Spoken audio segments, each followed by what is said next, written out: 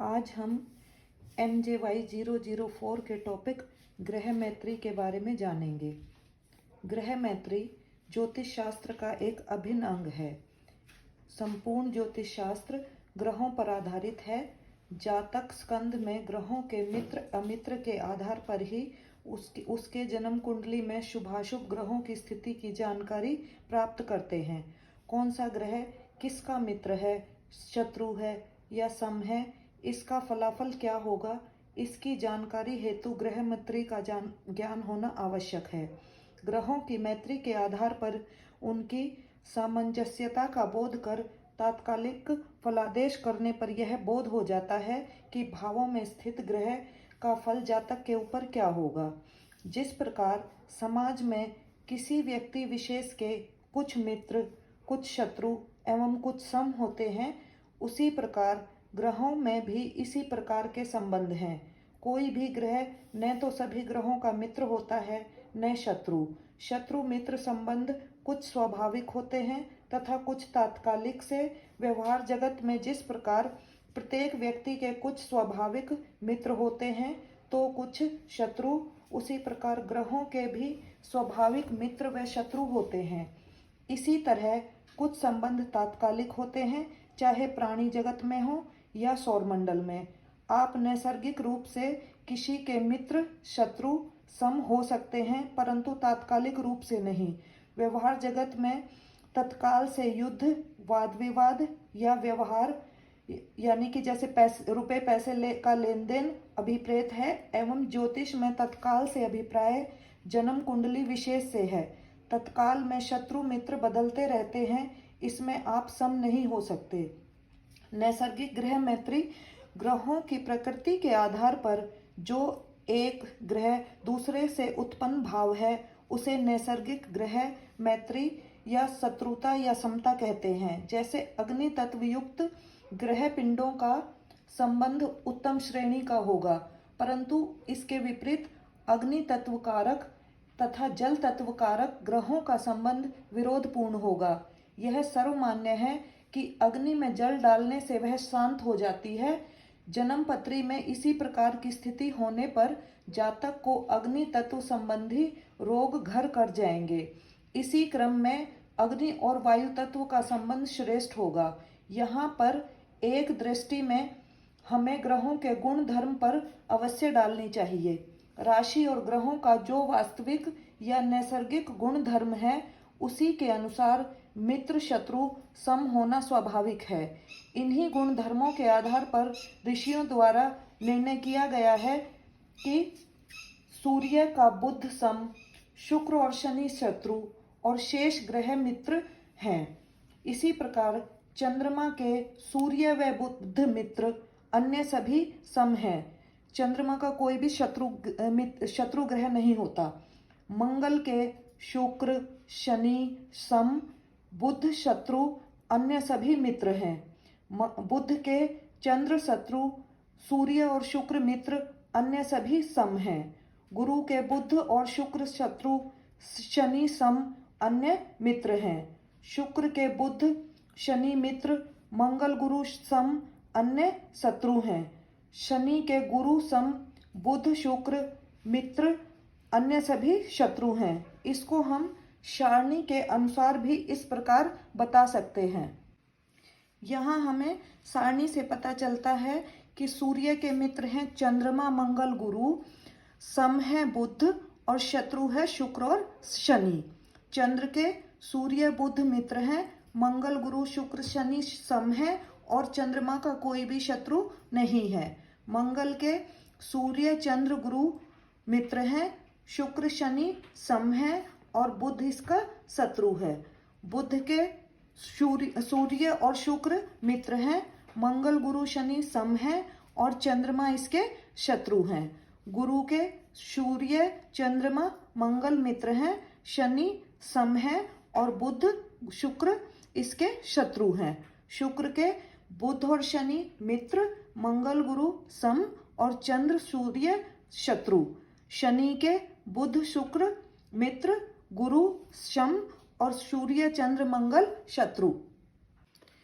इसके बाद आती है तात्कालिक ग्रह मैत्री। जन्म कुंडली में किसी घर से 3 घर आगे तथा 3 घर पीछे स्थित ग्रह अर्थात किसी ग्रह से 10वें 12वें भाव 10वें 11वें 12वें भाव एवं दूसरे तीसरे चौथे ग्रह भाव में स्थित ग्रह तात्कालिक मित्र कहलाते हैं। अन्य ग्रह उस ग्रह के तात्कालिक शत्रु होते हैं। उस ग्रह के साथ बैठे ग्रह भी शत्रु ही कहलाते हैं। इससे हम कुंडली के माध्यम से इस प्रकार समझेंगे। यह कुंडली एग्जाम्पल कुंडली है। इसमें हम सभी ग्रहों के तात्कालिक मित्र और तात्कालिक शत्रु निकालेंगे। अब इसमें हम देखते हैं कि सूर्य सबसे पहले सूर्य से 10वें 11वें और 12वें भाव में स्थित और दूसरे तीसरे और चौथे भाव में स्थित ग्रह देखेंगे। वो इसके तात्कालिक मित्र होंगे और अन्य सभी तात्कालिक शत्रु होंगे। तो यहाँ हम देखते हैं कि इस सूर्य से 12वें भाव में है हमारे बुध शुक्र, 11वें में है शनि, तो ये आगे हमारे तात्कालिक मित्र की श्रेणी में। इसी प्रकार दूसरे भाव में है मंगल और तीसरे में है राहु, तो ये भी हमारे तात्कालिक मित्र की श्रेणी में आगे। इसके अलावा बाकी जो बचे ग्रह वो सारे तात्कालिक शत्रु की श्रेणी में आ गए। उसके बाद हम देखते हैं चंद्रमा के। चंद्रमा यहाँ पर हमारा स्थित है 8वें भाव में। तो चंद्रमा से नेक्स्ट 3 और उससे पीछे वाले 3 ये होंगे इसके तात्कालिक मित्र। तो यहाँ पे तात्कालिक मित्र हमारे आए गुरु, केतु और शनि, और इसके बाकी जो बचे ग्रह वो इसके तात्कालिक शत्रु हो गए। इसी प्रकार मंगल से आगे 3 और इससे पीछे वाले 3। तो मंगल के तात्कालिक मित्र हुए सूर्य, बुध, शुक्र, शनि और राहु, और इसके तात्कालिक शत्रु हुए हमारे केतु, गुरु और शनि। इसी प्रकार हम सभी ग्रहों के तात्कालिक मित्र और तात्कालिक शत्रु ज्ञात कर सकते हैं। तात्कालिक शत्रु मित्र और नैसर्गिक शत्रु मित्र के बाद इनसे हम पंचतः मैत्री चक्र तैयार करते हैं। पंचतः मैत्री, नैसर्गिक मैत्री जो है वो स्थिर रूप की है। तात्कालिक ग्रह मैत्री लग्नेष्ट वश विभिन्न प्रकार की होती रहती है, क्योंकि सभी कुंडलियां अलग अलग होती हैं, तो वो कुंडली के अनुसार हमारी बदलती रहती है। इस प्रकार तात्कालिक और नैसर्गिक मैत्री के आधार पर एक ग्रह जो नैसर्गिक रूप से मित्र, शत्रु या सम है, वही ग्रह तात्कालिक मैत्री चक्र के आधार पर मित्र और शत्रु दोनों में से एक अवश्य हो सकता है। इसका हल आचार्यों ने इस प्रकार समझाया। तात्कालिक जो ग्रह तात्कालिक चक्र में मित्र है और नैसर्गिक में मित्र है वो अति मित्र हो जाएगा। जो तात्कालिक ग्रह मैत्री में मित्र है, नैसर्गिक में सम है, वो मित्र का हो जाएगा। जो तात्कालिक में मित्र है, नैसर्गिक में शत्रु है, वो सम हो जाएगा। जो तात्कालिक में शत्रु है, नैसर्गिक में भी शत्रु है, तो वह अति शत्रु होगा। तात्कालिक में शत्रु, नैसर्गिक में सम, वो शत्रु हो जाएगा। इस प्रकार हम 5 प्रकार का मैत्री चक्र स्थापित कर जातक और प्रश्नेष्ठ से शुभाशुभ विचार करते हैं। इसका फल इस प्रकार किया जाता है, जैसे यदि कोई ग्रह नैसर्गिक रूप से भी मित्र है और तात्कालिक रूप से भी मित्र है, तो कुंडली में वह अधिमित्र कहलाएगा। जब कोई ग्रह अधिमित्र होगा तो वह अनुकूल होकर अपने फल से प्रभावित करेगा। अपनी दशा काल में वह ग्रह जातक का भाग्य वृद्धि कारक, शुभ फल कारक होगा। नीचे दिए एग्जाम्पल में हम सूर्य की मित्रता का ज्ञान करते हैं। यह एक कुंडली का उदाहरण है। यहाँ पे सूर्य हमारा 9वें भाव में स्थित है और 9वें भाव का स्वामी है हमारा मंगल। मंगल सूर्य का नैसर्गिक मित्र है। मंगल सूर्य से दूसरे घर में होने के कारण तात्कालिक मित्र भी हो गया। तो मित्र प्लस मित्र अधिमित्र, मंगल सूर्य का अधिमित्र हुआ।